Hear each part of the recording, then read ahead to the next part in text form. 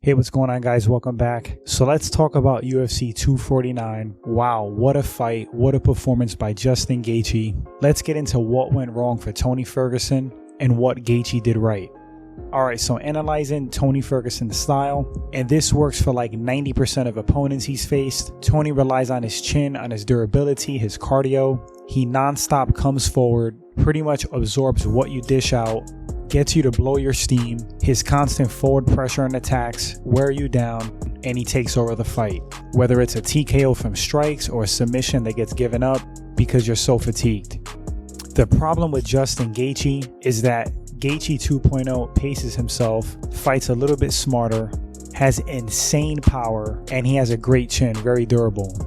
So Tony, trying to implement the usual strategy, coming forward, taking shots to give some, relying on his chin and cardio, Gaethje scored big damage early on, probably rung his bell, and the more damage Tony got, the less he was able to turn it up.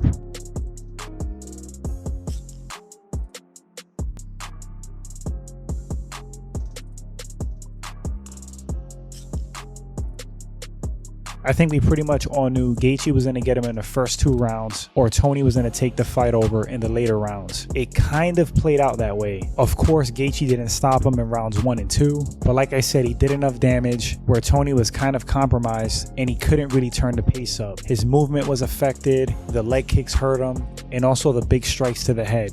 Tony didn't utilize head movement. He just kept absorbing strike after strike. Whether that was cobwebs, he wasn't thinking straight, lack of corner guidance, who knows, but that was pretty much his downfall. Some other factors: a really long training camp, a change of opponents, and also that unnecessary weight cut that Tony put himself through to prove a point. I appreciate his professionalism, a champion's mindset, but I think that may have hurt him in this fight. Weight cutting's no joke. It's definitely very taxing on the body.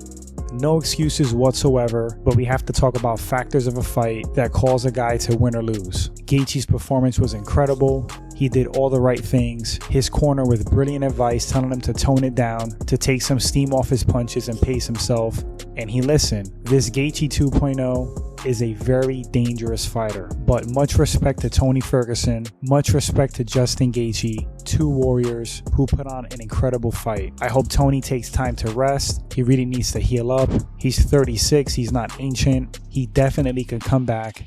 He's one of the best fighters to ever do it. Certainly one of the greatest lightweights to ever do it, but I really think he needs to take a little break.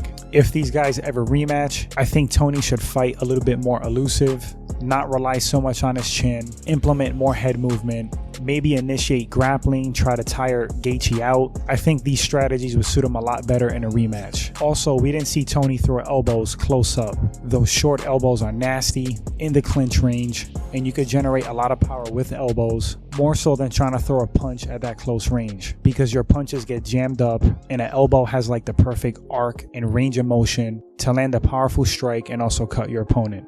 Thanks for watching this segment, guys. You let me know what you thought about the fight. Why did Tony lose? What did Justin do great? Would love to read your thoughts. If you enjoyed the video, click like, subscribe, share. Thank you guys again, and until the next one, take care.